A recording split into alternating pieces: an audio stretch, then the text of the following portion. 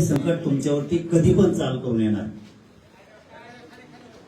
संकट हे कधी सांगून येत नाही. आपले आईबाप शेतात काम करतात, मुलं शाळेमध्ये,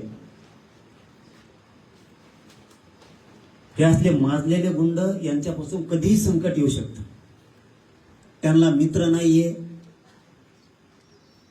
त्यांना संबंध कळत नाहीयेत, त्यांना स्वतःची जात कळत नाहीये, दुसऱ्याची पण जात कळत नाही.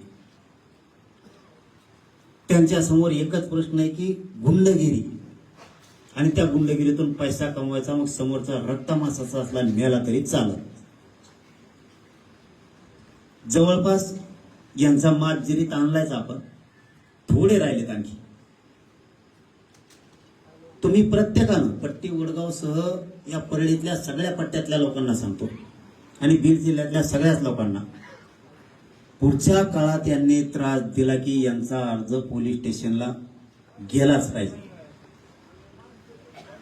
पोलीस स्टेशनला घेतला नाही तर एसपी साहेब बीडचे चांगले, तुम्ही त्यांच्याकडे द्या, आणि त्याचे तुम्ही दिलेल्या अर्जाचे एक प्रत माहितीच तो मला सांगा, मी यांच्या मुंडक्यावर पाय देतो.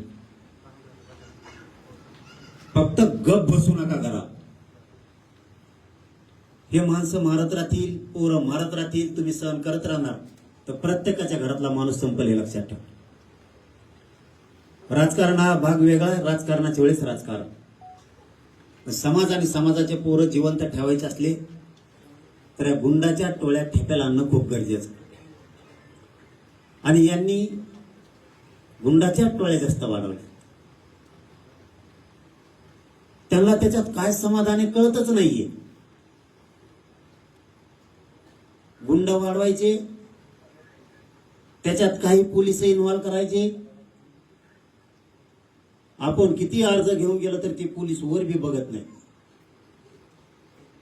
ज्या पोलिसांना काम करायची इच्छा आहे त्यांना परळीतून फोन येतो, काम करू नको त्या धान्याचा.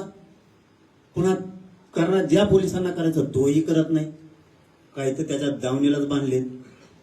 ही सगळी चूक अजितदादाच्या पक्षाचे, फडणवीस साहेबाची.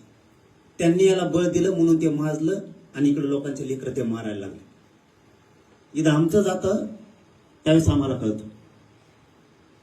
त्यांना जात बी नाही, त्यांच्या